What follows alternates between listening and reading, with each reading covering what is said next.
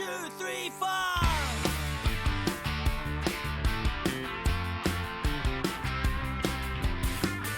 Hello and welcome to Chit Chat with Jed and Co, the show where everyone has their say. Can we ask you please subscribe free to our YouTube channel, comment and give us a like. Today's show comes from Studio 23 and is sponsored by St Mirren legend Tony Fitzpatrick's Legacy Comps Prize Bonanza.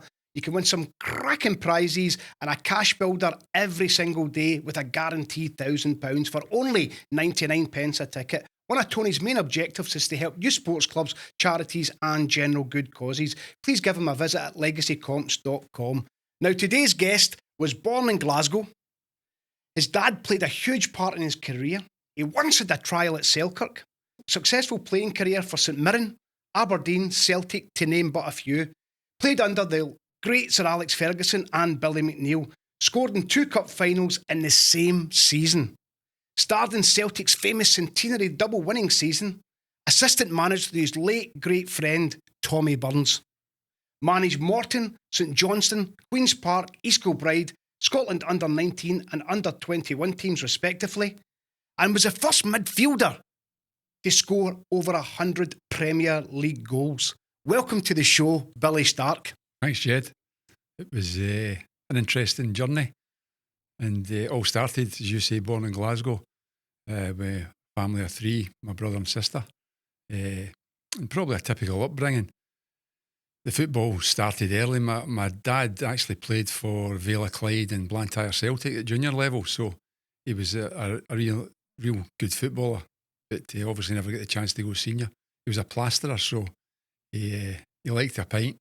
So he was a big influence in my career, but as I say, started off playing football with the Life Boys and then the BB, the school obviously, and that sort of gave you the grounding.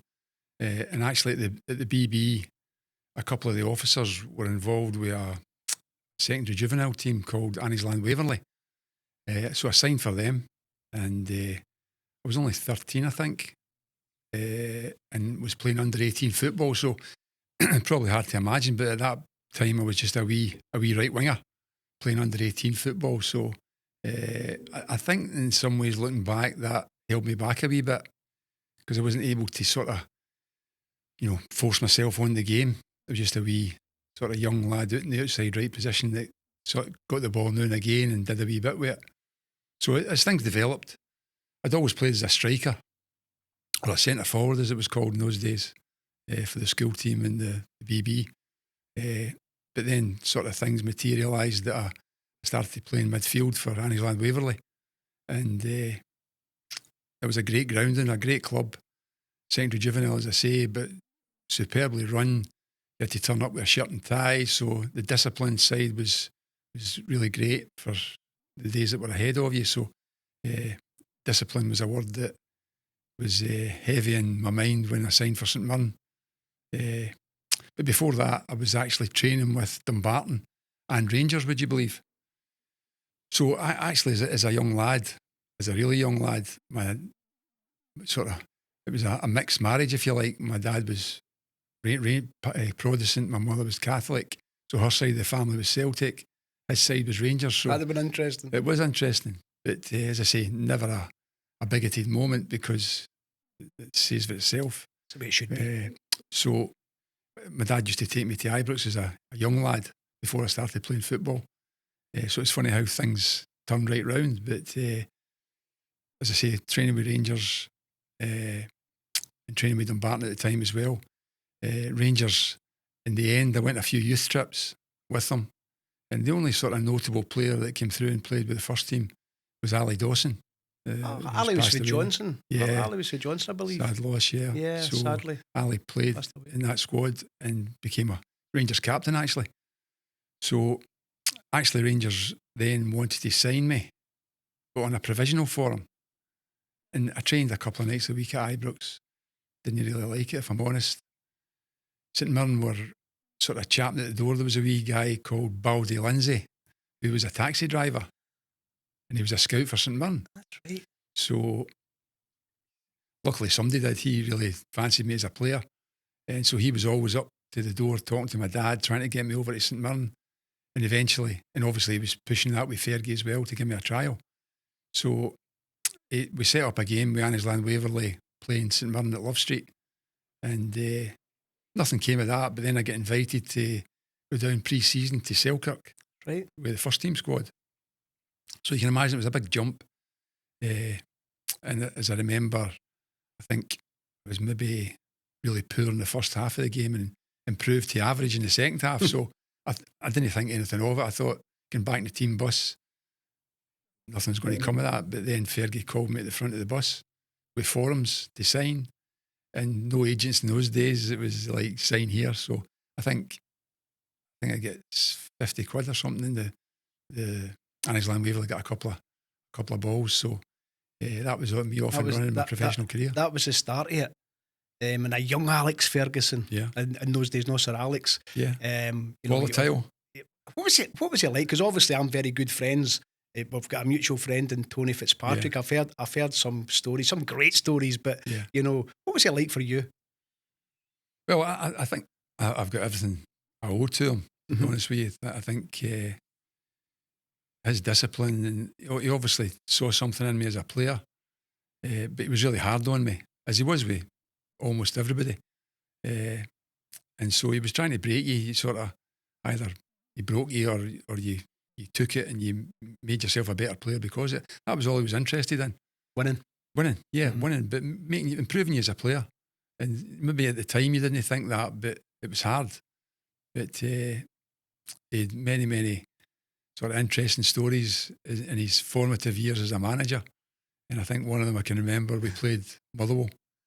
And we used to get picked up at Buchanan House, the British Rail place up at the top of Buchanan Street. In those days, you could park your car in Glasgow, no bother. So the Glasgow ones get picked up there. The bus came from Paisley, took us to Motherwell. We won the game 1-0, but it was a scrappy game. We didn't play well at all. So in the way back from Motherwell, he stopped the bus at Alexander Parade and threw us all off because he wasn't happy with the performance. So we had to get taxis back to Glasgow City Centre to get our cars. So he was making a point that, we won the game, but we didn't play well enough. He was always striving for perfection. He did not too bad, didn't he? He did okay. He did all right. I interviewed John McMaster a few shows ago, and John was telling us about the time when obviously they beat Rangers in the Scottish Cup, and again laid into them. I just missed that. I signed a few weeks after that.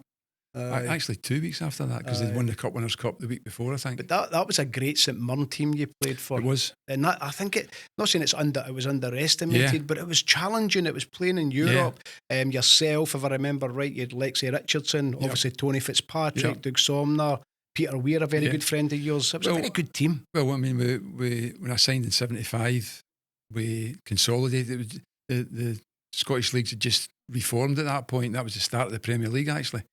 And so the season before, you had to finish sixth. Fergie had taken over around about November at St Mirren, and you had to finish in the top six to get into the new first division.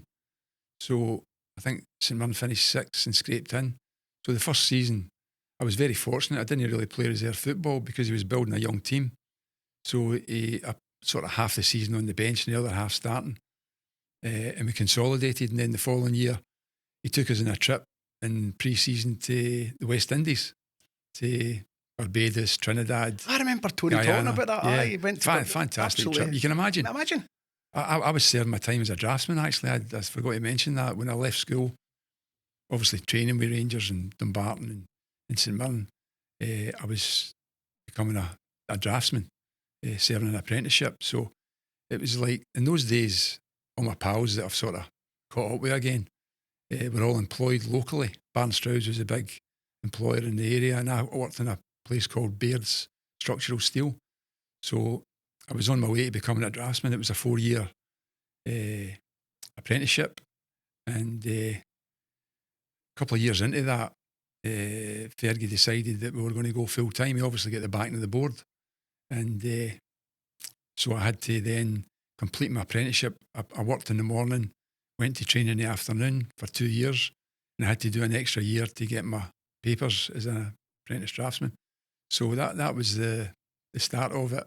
And the second year in my career at St Mirren, we won the first division. Right. So, as you say, that team, Fitzpatrick, McGarvey, Jackie Copeland, Bobby Reid, Lexi Richardson, Donny McNeill was a striker. We had a really good side. And it was basically youth. John Young, Alec Beckett, John Mowat, just the names coming back to me now. Big Donald Hunter, the goalkeeper. So we had a great season, and we actually clinched the league up at Dens Park, winning 4-0. And Dundee had just come down for the Premier League, so it was a great night. Did you get the bus right back to Paisley? Bus back, but we stopped at the old Swallow Hotel, if you remember, on the roundabout. Fergie allowed us to have a few drinks, so it was a memorable night. And only 2 years into your professional career, we've won a medal, and still look fondly back on that. Incredible. And that, probably at that young age, did that give you a taste? Absolutely. Well, state the obvious here, but what I'm saying, did that give you? Yeah, when you were playing for Fergie, you had to develop that taste because he was a winner. And he was only interested in players that were winners as well. So, as I say, he was always testing you, and the ones that didn't measure up, he just got rid of it. Was ruthless. Well, do you know that's what I love about Fergie. I've had the pleasure of meeting him once, and obviously I've heard loads of stories because Tony's very close to him. Yeah. And what he says there, you know, everything he's had, he's worked for come through kind of similar backgrounds, working class. Yep. And he said, nobody's going to come up and chap your door. No. You need to go and do it. Go and do it. And there's a lot of young people watch this, and this is what we're trying to get across, having legends like you who have walked the walk, and you don't get to where you got to. You had to work for it. Yeah. You know, and I always say, if there's no shortcut to success, Billy. No, not at all. And if there is, there's no substance to it.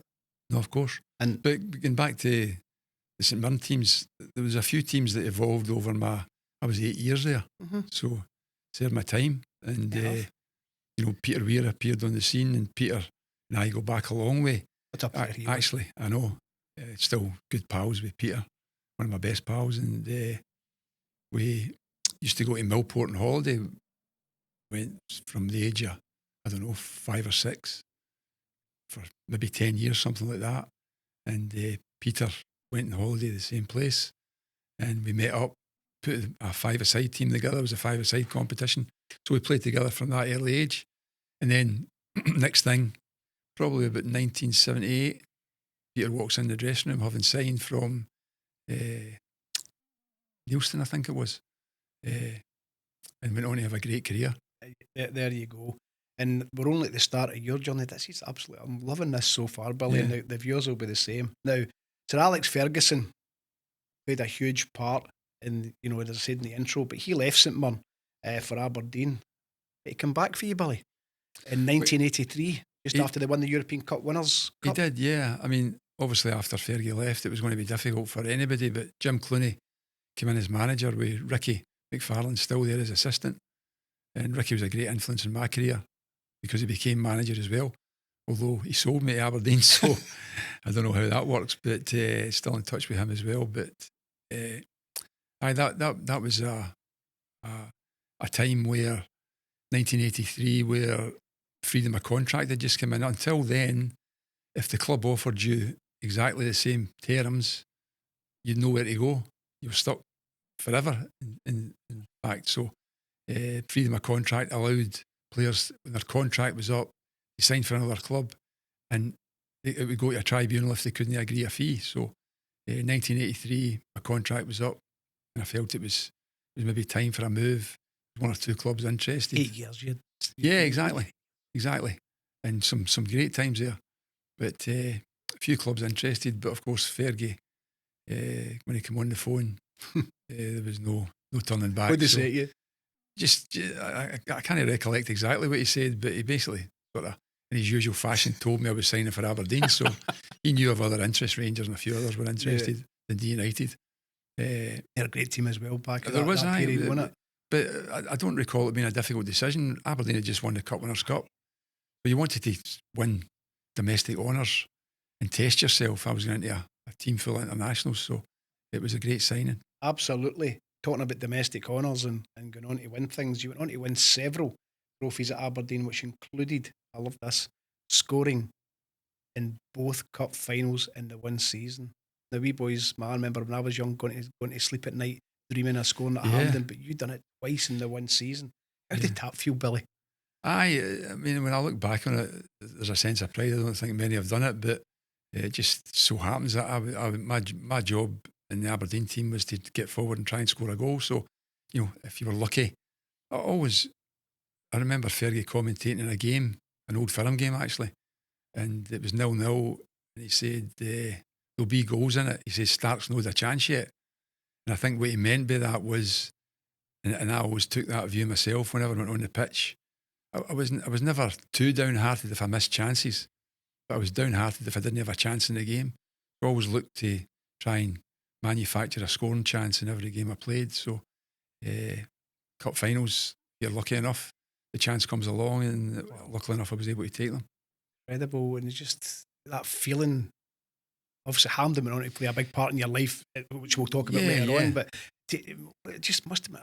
Again, I can only dream. Yeah, you're sitting here, sitting with you to scoring 2 and win leagues, and it's just. I think when you think back, the greatest satisfaction is winning league titles. Mm-hmm. I think you'll hear all the top managers saying that because it's a measure of your consistency over the year. So over the season rather. So they're ones I look back fondly. But to get that adrenaline rush of winning a cup or scoring a cup final or whatever, there's nothing to beat that. That's for sure. Oh, honestly, incredible. So you had a great time at Aberdeen, obviously won several trophies, played under the great Sir Alex Ferguson. Talking about great men, right? Yeah. You were then signed by the late, great Billy McNeill for Celtic, right? And you went on to win the double in the centenary season. Tell us more about that, Billy. Share some stories. That must have been, how did it happen? How did it progress? And just, what was it like? Yeah. Well, it was strange in some ways because Alex Ferguson had left Aberdeen in November, I think it was, 86. My contract was up at the end of that season, summer of 87. So my older daughter, Lindsay, was coming up for school age, and Melanie, my younger daughter that was born in Aberdeen, was 2. So we'd made up our mind that we wanted to no disrupt their education. My wife's a teacher, Nancy's a teacher, or was a teacher, but education was very, very high in the agenda. So we'd made the decision that it was time to leave Aberdeen. So you had to wait and see what came up.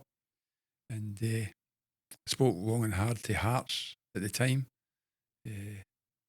So I was wanting to come back down to the west of Scotland, but that wasn't the ideal. And just sometimes luck plays a big part in sliding doors moments. Celtic had lost Brian McClare and Murdo MacLeod, Alan McInally, Mo Johnson, and Billy McNeill had just got the job. So he had to get some players in quickly because the Graham Souness revolution had started at Ibrox. And he obviously knew me from my time playing against him in his first spell against on his Celtic. side, I would imagine. Yeah, well. Quite a few times. Yeah, well, now and again. But usually Celtic got the upper hand, but with some great games actually.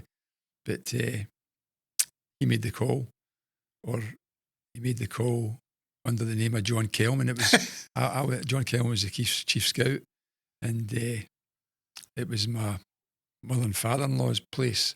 We were travelling down. They got a phone call. You have to phone John Kelman. So when I phoned, it was Big Billy, and wanted to speak to me about signing. So you can imagine, I was absolutely thrilled to bits, and went in to meet him at Celtic Park, and the new frontage to the main stand.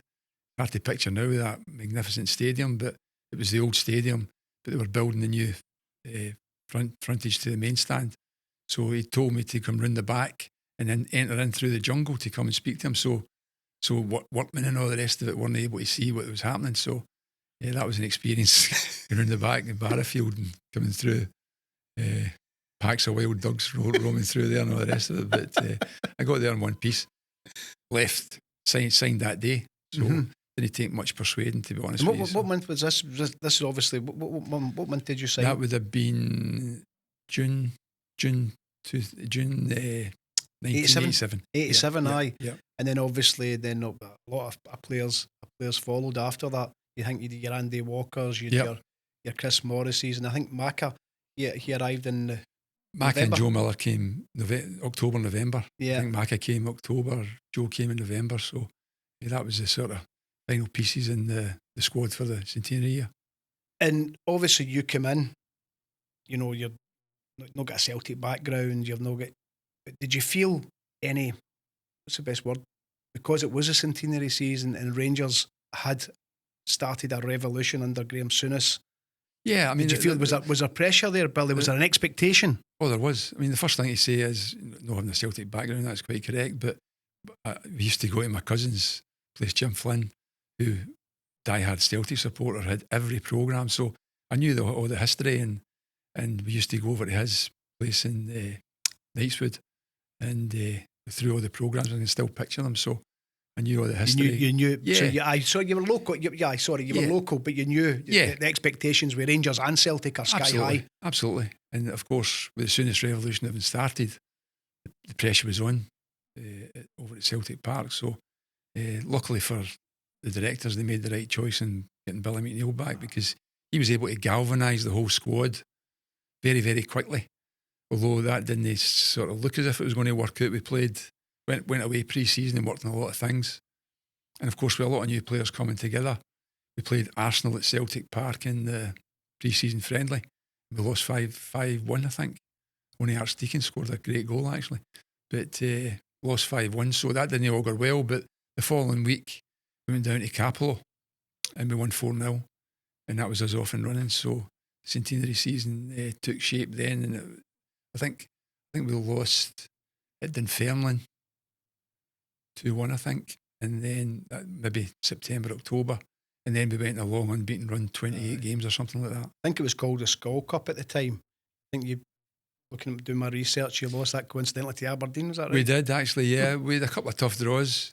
In those days, they were tough places to go. Pittodrie, Tannadice, Tynecastle.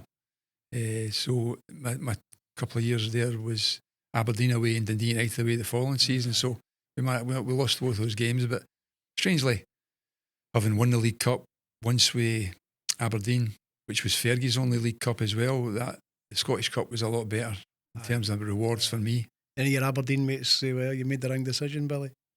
Well, I don't think so, but it was one of these things. We actually, I think we won both league games at Pittodrie that year, so the end up were more important than the League Cup tie. Yeah, and obviously you win the league. I believe there was a big crowd against Dundee that day. What was that like?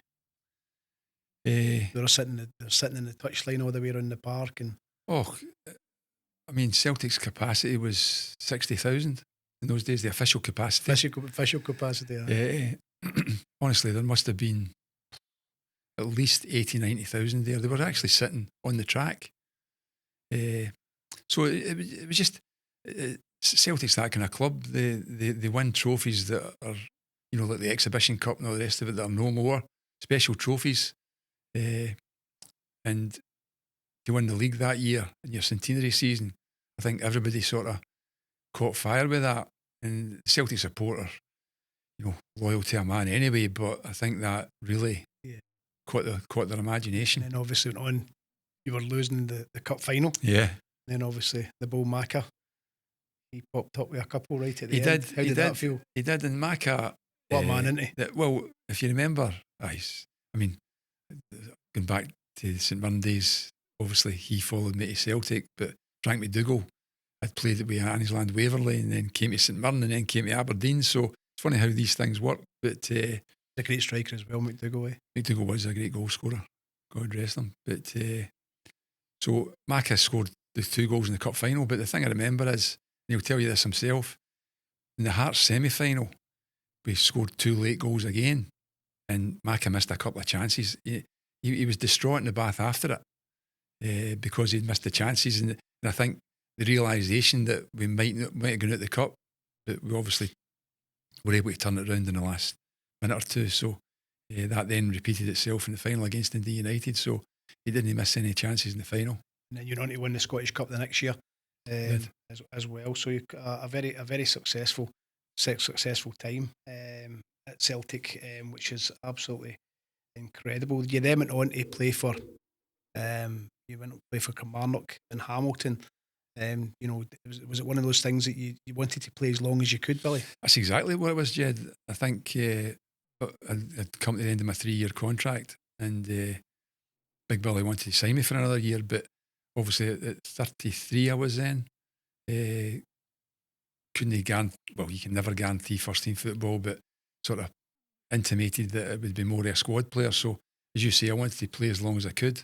I'd missed a lot of the season last season with an Achilles injury, so that fired my desire to go and play. So, Tommy had made the move to Kilmarnock, and that made it easier to make that decision. Kilmarnock were a team on the up, had come for the second division into the first division, and were expected to be promoted to the Premier League eventually. So, unfortunately, Jim Fleeton, another other colleague of mine, was a manager, and we didn't get up in that season. And Jim lost his job. Tommy took over, and we managed to get promotion the following year.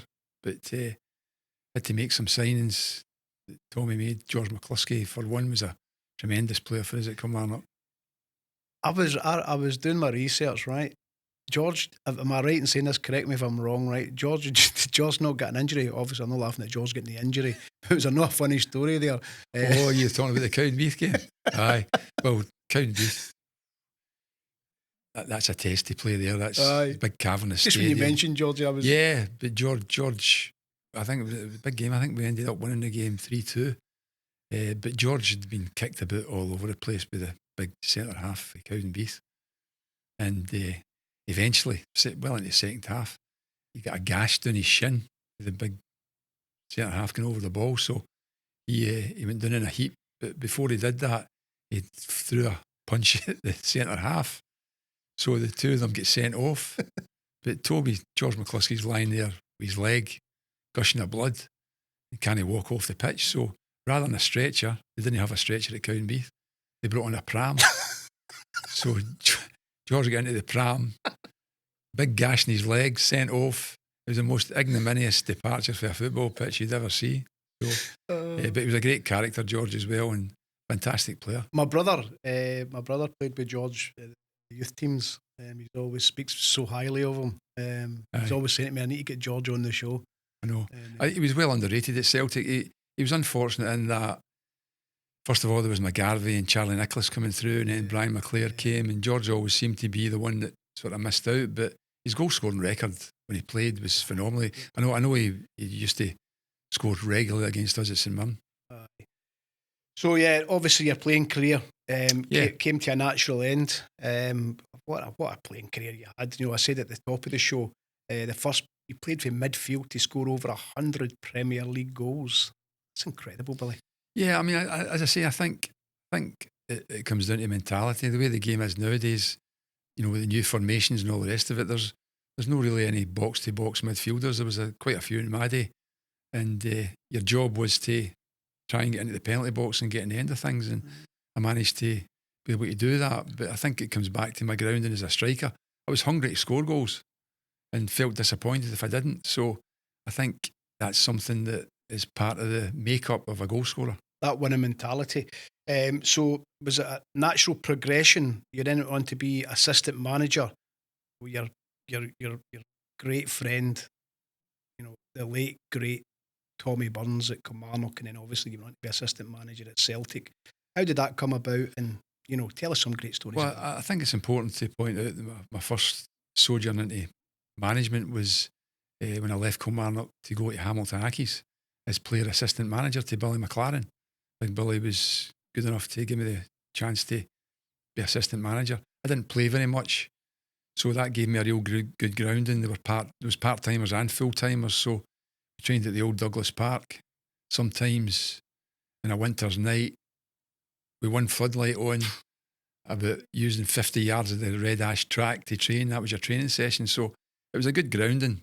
And obviously you hope to go into things that would give you better facilities to use with top quality players. So lucky enough to be able to do that. But as I say, grateful to Billy for giving me my first opportunity in management. But I must say, before that, the coaching courses, and it's really how I came to meet Tommy.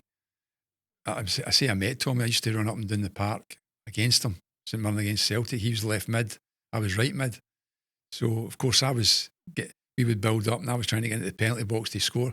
He was hanging out the penalty box, waiting for Celtic to get the ball. And I ended up chasing him the full length of the pitch to try and stop him scoring. So that was first encounter with Tommy as an opponent. But when I was in my second year at Aberdeen, Fergie practically ordered a number of us to go down and get the coaching badge.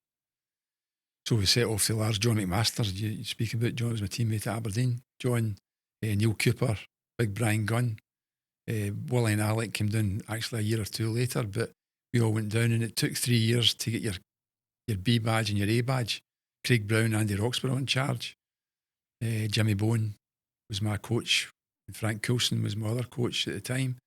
And as I say, I went through the 3 years getting the coaching badges, so that allowed you to have a pedigree, if you like, to try and get a start in management. And the Hamilton Accies was the first thing, but then Tommy gave me the opportunity to go to Kilmarnock as his assistant, and that was a no-brainer. It was great to meet up with Tommy again. But as I should say, at the coaching courses, I really bonded with Tommy because we were in the same group, and Tommy being Tommy, disorganised to a fault. He would come down, I would have my bag with my boots and all the rest of it. He would come down with nothing but his specs. So he needed somewhere to put his bins, as he called them, put his specs and his spare boots or whatever, his trainers. So he put them in my bag. So we then sort of formed a friendship from that, and then obviously went to Celtic as a player, and that strengthened it. So we'd always spoken about the coaching courses. If we got the opportunity in management, it would be great to work together. So he was as good as his word. And that was me off to Kilmarnock as assistant. Wow, it must have been. You must be obviously Kilmarnock. You had a great successful time at Kilmarnock, and then obviously the Celtic job. You played for Celtic, and then Tommy's obviously Tommy's legend. Tommy was Mr. Celtic, wasn't he? Indeed. It was unfortunate because we were having a great time at Kilmarnock. 2 seasons there as manager and assistant manager, and really we just signed new contracts actually. But Lou McCarry got sacked.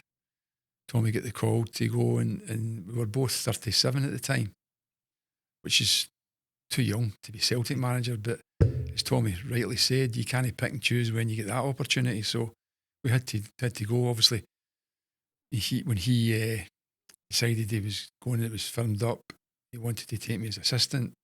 Kilmarnock were talking about giving me the manager's job there, but I was wanting to stick with Tommy and go back to Celtic. So it was a great opportunity, and the circumstances we left Kilmarnock were unfortunate because it's a great club and we had a great time there. And I think when we went back down with Celtic in the early years, no years, but the early stages, first couple of games, we get dogs abuse, absolute dogs abuse. But I think Tommy's now revered for the job that he did there and set them in the path to the Premier League consistency. The two years done a great job at Celtic. I think doing my research, you only lost, was it one game the whole season? The second season, first season was the Hampden season, which was difficult to say the least. It was a bit of a nightmare actually. We ended up drawing about 18 games or something, and it wasn't Celtic Park, so I think the crowd didn't buy into it, the supporters didn't buy into it either. So it was a real hard time, and of course we had probably a whole squad to turn around to introduce new players. And during that season we signed Van Hooijdonk, and then the following season was Di Canio and Cadete, but Andy Tom came as well at the end of the first season. So the second season we had Van Hooijdonk and Tom, we had Jackie McNamara and Simon Donnelly up the right hand side, Tosh McKinley and John Collins up the left, Paul and Grant in the middle. We had Boydie at centre back, we had John Hughes, and we had Andy Walker was still there. We really had a great season. Van Hooijdonk obviously and Tom playing off him, so Andy was still there contributing as well. But we lost only one game. I can still remember it. Celtic Park 1-0 to Rangers. I think it was Alec Cleland got the goal. That was the only game we lost that season. Yeah. Credible team. When I interviewed John McMaster, he was, no John McMaster, my apologies, Andy Ritchie. He was telling me he was one of the scouts under yourselves. Tommy was, aye. Tommy brought Andy in, aye. He was in. He was behind. He helped with the. He helped in the scouting side. Maybe he was the chief scout, aye. but Andy worked under him. So brilliant. It was great. Some great times. I never had the pleasure of meeting Tommy. Tony Fitzpatrick talks super highly of him. And I know his son Jonathan. What a man! And when my best friend Benny, he was saying, when I said I was interviewing you, saying he met him as a fan, and he says he was just an incredible human being. He was. I think that's the thing. Tommy was a tremendous player, but he was a tremendous human being. I think humble, never forgot his roots. He was a family man. His faith was very important to him as well. I think the football maybe came third, but not by a long way. It was very intense, as these red-haired guys are. My grandson's a redhead right enough, so I don't know if he'll continue to show these traits, but he had a temper. Did he? Aye. But he would go off and win the dressing room if he lost a game when we were playing, and he would absolutely get stuck into one or two teammates. Then you get a call that Saturday night or the next day, apologising and all the rest of it. So he never let these things go on. It was part of being a winner. And when you play for Celtic for as long as he did, you have to have that mentality. So dressing room bust-ups are always part of it. Did you ever get a wee few nights with Mac the Knife? Oh, many, yeah. I was talking to an old pal there that was at my 40th birthday party, which was in the golf club, and Tommy sang Mac the Knife to them there. They got it live. So, he wasn't the one for hiding his light under a bushel. But he had a great voice, great singer. Great man. He was a true friend of yours. He was. I think the thing is, when you're involved in football, and especially at Celtic at that time, Fergus McCann had come in, and quite rightly he's lauded now for the job he'd done. That stadium stands testament to what he did. But at the time, there was two different agendas. We were trying to stop 9 in a row, and Fergus was trying to build a stadium. I can say with all honesty that I don't think he was that bothered about Rangers getting 9 in a row, as long as it didn't get in the road of him getting the funding to build the stadium, which he did. But obviously it created conflict between us and Fergus, particularly Tommy. So there was one or two memorable fallouts. Imagine. Passion though, winning. Yeah. That's what this. Yeah, but as I say, Fergus was detached from that, and I think that was why he was able to get the job done. He was cold-blooded in terms of what needed to be done in terms of the money that was to be spent. I can remember when Paul did his ankle. He troubled his ankle for years and years, but finally had to sort of almost call it a day in our last season there. And we tried to sign Andy Townsend, who was the Republic Island captain. And I think it was for 600,000, something like that. It wasn't a lot of money. But Fergus wouldn't give us the money because Andy was 31 at the time, maybe, and there was no sale on.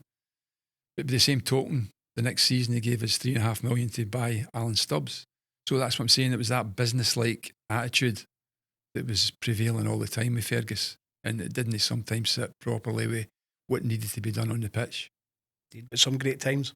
Oh, fantastic times. I mean, that 3 years at Celtic as a manager in the management team was, it sounds daft to say it because we only won the one Scottish Cup, but it was an absolute roller coaster that I wouldn't have missed for the world. It was fantastic. And as I say, just going back to the friendship with Tommy, I think apart from his family, I think I would be the next one to see him at his most vulnerable, because the pressures of that job were immense. And I think what helped him was his faith. As I say, he went to chapel every day. We would go back out to train in the afternoon. Where's the manager? Where's Tommy? He was up at the chapel. So that came first. Give him strength though. It did indeed. And they say it was something that was very dear to him. Indeed. So you went on to be a manager in your own right, Billy, managing Morton, St Johnstone, Queen's Park and East Kilbride. What kind of highlights stand out from those times? Well, I mean, Morton was sort of the enemy from a St Mirren point of view. So it was just an opportunity. I'd left Celtic when Tommy left Celtic. I decided I was going as well, so I left, and I had a couple of months. I think it was October. I got the chance to become Morton manager. So I was Morton, a great club and good history. And so I thought, I go and give it a go. I always saw myself as a football guy, no a manager or an assistant or a coach, just whatever was available. I always wanted to work. So I got the opportunity to go down there and did a couple of years, which we did okay. We finished the top 6 in the first division. Brought a few players and sold a few players for a good sale on. But as happens in football, there was a time, my time was up, and so I left and then went to St Johnstone, which I was really grateful for, to get that opportunity. If I'm honest, I don't think I did the best job there. It wasn't for the want of trying, but sometimes circumstances in football. But they were a great club, St Johnstone, looked after me. Left St Johnstone and again had a wee hiatus for a couple of months. And the Queen's Park job came up. So it was one that, at that time, having worked at the level I'd worked at, both as a player and manager, I had to think long and hard about it. But it was different from any other second division job because they had a proud history. Scottish Cup winners. I know it was a century ago, but they had this amateur status and were very proud of that. So I thought that's a real challenge, and thought, aye, why not? So I went and met them and got the opportunity to take over as manager, and I had some great years there. Really enjoyed it, working with young players. That some went on to better things, but they played for nothing. They played for expenses only, Love of the game. and the love of the game. So, to a man, they all had a great passion and desire to train well and play the game. So they stand comparison with any group of players I've worked with in terms of their attitude. There you go. But I believe you did a great result when you were at Queen's Park against your former club Aberdeen. We did. We managed to get promoted with a young side with Stuart Kettlewell, Alan Troughton, guys like that Paul Ronald brought the experience that ensured that we played a lot of good football and ended up getting promoted. But we also had a League Cup tie against Aberdeen it was at Firhill because there was a concert at Hampden. As you know, we played all our home games at Hampden, but there was a concert on, so we had to move the game and we played at Firhill, which actually suited us because must have been early September, maybe late August, early September. The grass was quite long at Firhill, and that always detracts from the team with the better quality. And I think that helped us that night. But I've got to say, we drew the game 0-0, including extra time, and then won in penalties. And I don't think it was undeserved. I think we gave as good as we got. It wasn't just parting the penalty box. We tried to score when we could. Winning mentality. And as I say, we beat them in penalties, so it was a notable result. Still a great. So obviously you continued. I said at the start of the interview, Hampden would become a kind of pivotal role in your future career. Yeah. You went on to manage the Scotland under-19s and under-21s respectively. I mean, for a wee boy with Glasgow, that must have been a huge honour. Really. Yeah, well, I unfortunately I wasn't able to get a full cap, some under-21 caps, but I never played for the national team, so it was an opportunity to work with national squads. So I have to say, after 4 years at Queen's Park, it still wasn't an easy decision because I was loving my time there. There was a full-time role as manager, so some work in the community as well. So I was really enjoying that. But when I boiled it all down, Gordon Smith, who I think you interviewed before, yeah, I know Gordon well. Gordon was the chief executive at the time, along with George Pete, and they sort of came in to try and get me to become under-21 manager. And when I weighed it all up, I thought it's too good an opportunity. So that was me off to work for the SFA, who are always at the top of people's hate lists and blamed for everything. But it was a great experience. doing that role. And Yeah, well, I mean, I actually did the 21s and the 19s at the same time. Right. You were able to do that at that time because the windows that they played didn't match up. So that is not the case now. The 19s play in the international window, so it wouldn't have been able to do that. But it was a full-time job in every sense. Absolutely great memories. Great memories. I mean, my first under 21 squad, I can remember it. It makes you feel old, but I had Stephen Naismith, Ross McCormack, all guys that are retired now. Scott Arfield, guys like that. We had reasonable success in terms of the winning ratio. Played Iceland, won our section, and played Iceland in the playoff. In those days, it wasn't enough to win your section. That would get you into the finals now. But you had to then go into a playoff, and we played Iceland. The Iceland team that a year or two later beat England in the Euros, was it? And actually the front six that played for Iceland that day played against us then. So unfortunately we lost out. Second leg was at Easter Road, and we lost 2-1 to a real quality team, but it was great times. Absolutely, it's something you can look back with fond memories, Billy. And I believe you managed the national team, the full men's squad in your to this day. Yeah, you can prove you can boast that you're unbeaten. How did that come about? Yeah, I try to bring that into every conversation I have, right enough. So you should. It was just circumstances.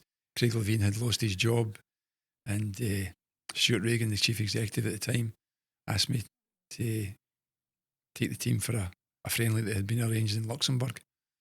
So, of course, I jumped at the chance, and it was difficult because Craig had made an arrangement with some of the players because there'd been competitive games.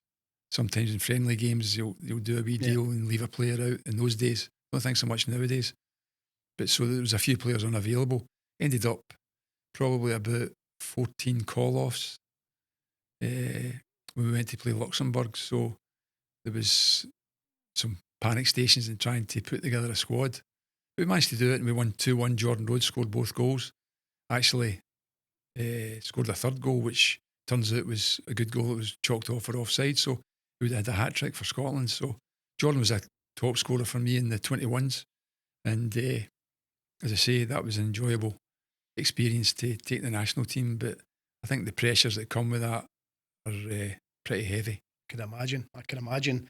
Now, you played and managed some great players in your time, Billy, and an illustrious career. Yeah. Illustrious career. Is there any that stand out as players and, of course, characters? Okay, many players. You go back to St Mirren, and that midfield you had Tony, myself, and Lexi Richardson was a good unit, and we then had Peter Weir coming in on the left hand side. And Peter was a top player. Should have had more Scotland caps than he got. Great player. Moved on to Aberdeen.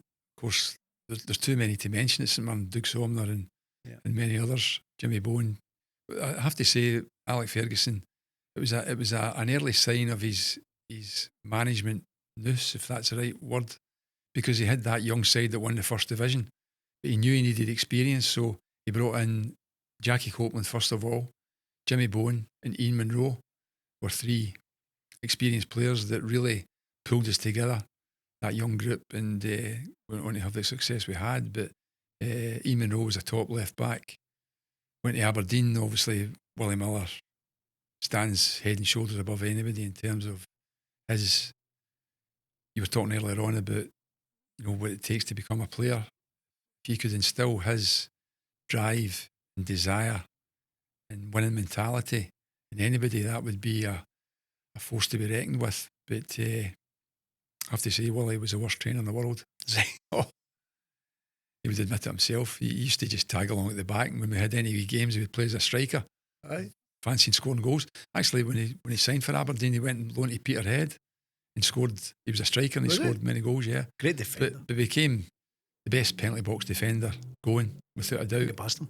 Oh, him or I think it's absolutely. McNeill, sorry. Great partnership. Oh, and Jim Leighton obviously behind them. Right. So so many players at Aberdeen. Eric Black, John Hewitt, Mark McGee, who I teamed up with at Celtic as well. So Gordon Strachan, obviously in my first season there, but Wally stands out in terms of he'd everything except pace, but he didn't need pace because he read the game superbly, and 50-50 tackles was a no-brainer, but 40-60 in your favour was still a Miller win. So he had that real intensity and drive, and it just spread throughout the team. I can imagine that Fergie wouldn't have believed his luck when I'm surprised Fergie never touted him for Man United.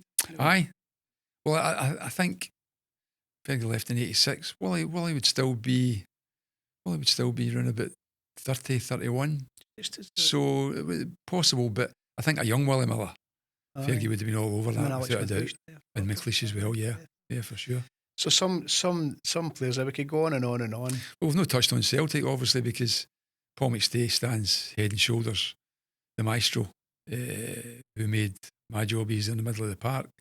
My job was just to Paul's a lovely guy. I know Paul. Aye, try and go on the ball and give it to Paul, and Paul would see the forward passes. That's what I'm saying about midfield players nowadays. And I know the game's changed, but you play sideways, you play back, and I know it's about possession-based football. But Paul always looked for the forward pass, and if that wasn't on, he would do one of his famous turns and get away from an opponent, and then the space would open up and he would play a killer pass. So Paul stood out. Roy Aitken, Tommy Burns, Packy Bonner, great guys to play with, but great players. But as I say, great men as well. Still best pals with Packy these days as well. So great keeper as well. Yeah. Then you go into the management side, because you still kidded yourself on Tommy and I that we could play in a training game or two. So the Canio just stands, a genius. But a mad genius. To say that genius is very close to madness, and he was.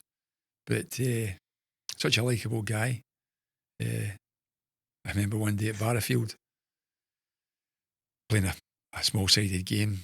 Gordon Marshall was the goalkeeper. He was in the Canio side, Paulo's side, and Paulo shouted for. He always wanted the ball. If you didn't give him the ball, he wasn't having you. So Marsh didn't give him the ball.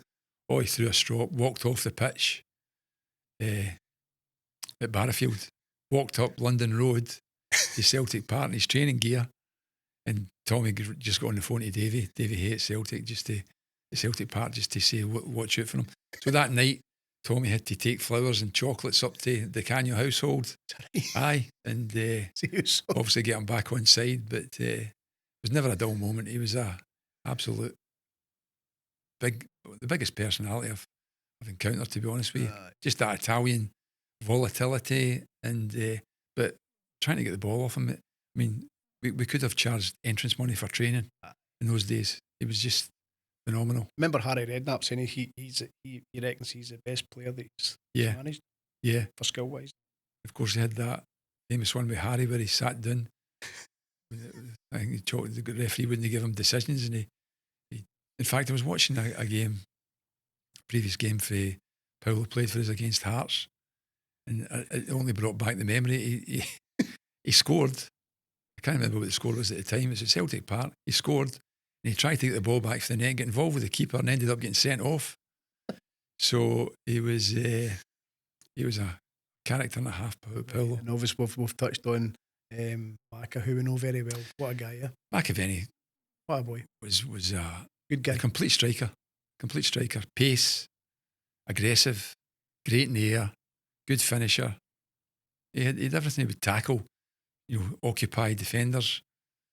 He had everything, and the personality to go with it, because he was going out with, I think, was it Jenny Blythe, the girl's name? She was a page 3 model when he signed for us, and right after the game on Saturday, he was on the flight to London, down in London with his girlfriend. And he always told us, I'll not be back Monday. So he never made Monday training. And Big Billy fined him first few times, and he called Big Roy the captain. Roy came into he said, what are you going to do? He's just got to put up with him. He's that good. He's on the pitch. So he always threatened to arrive at Barrafield on a Monday in a helicopter. And I think he sort of tells the story now, but it didn't quite happen, but it wouldn't have surprised me. And obviously he's got a great podcast in his own right. He has. Let me be frank, he's He has. brilliant. He has. Brilliant. Aye. Absolutely fantastic. So, Billy, we could go on and on and on. That's just been brilliant. Finally, you retired last year after a wonderful career, laden with medals, playing for big clubs, scoring over 100 goals for midfield. Are you enjoying the rest? And what advice would you give to any young player watching this today? First of all, that's a year ago. I retired, just over a year ago, and I didn't know how I would react to it. Got 5 grandchildren, so that plays a big part. I'm able to spend a bit more time with them, and that's my footballing fix now. Is a Saturday, Sunday mornings watching my grandsons playing. So I can honestly say I'm not really missing it. To be honest with you, I think when you've been involved as long as I had, and consider yourself fortunate. As I say, I wasn't sure how I would react to it, but I've taken to it quite well, and don't miss it. I get the odd invite to go back to games. Tony's invited us to the first St Mirren home game of the season, so I'll go to that. Keith Wright, that helped me at the SFA, great guy, Ted. Keith Wright, Ted was his nickname, and he invited me through to Hibs a couple of times. He's a big Hibby. So if I get an invite, I'll take it up quite naturally. But I don't look to go to a game every week. I say I'm tied up with my grandsons. In terms of advice, I think if they want to be a football player, they need to dedicate themselves to the game, and that brings a lot into it.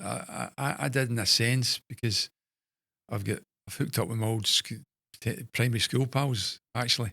And the great times, the last few times we've met up for a few pints, and maybe I didn't miss out, but certainly after a Wednesday when I was a professional with St Mirren, I didn't go out.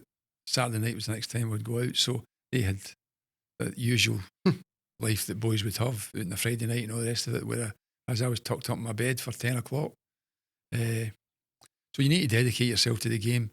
I think the way the game is nowadays lends itself to that, because they know sports science, dietitians, all the rest of it, they're right on top of the case. So they're a lot fitter than we were in our day.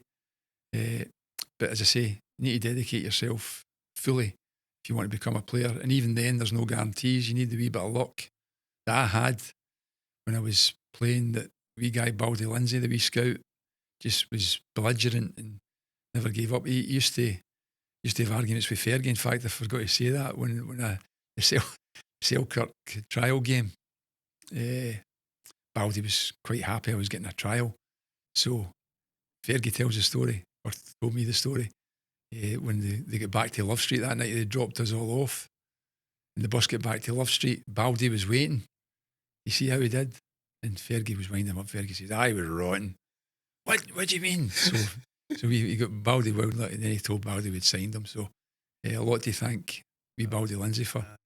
It turns out it was Joe Miller's uncle. Indeed. Aye. So no, I think you have to dedicate yourself, and you know that was always the case in a sense, but nowadays it needs to be full on.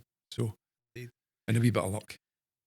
Billy, that was just incredible. I thoroughly enjoyed that, and I'm sure our viewers watching this today, they'll have seen you playing, they'll have heard the name, but to sit back and relax and watch this show about the wonderful career, life and person you are, I think they'll thoroughly enjoy it. Thank you very much for coming on. You see that, Jay?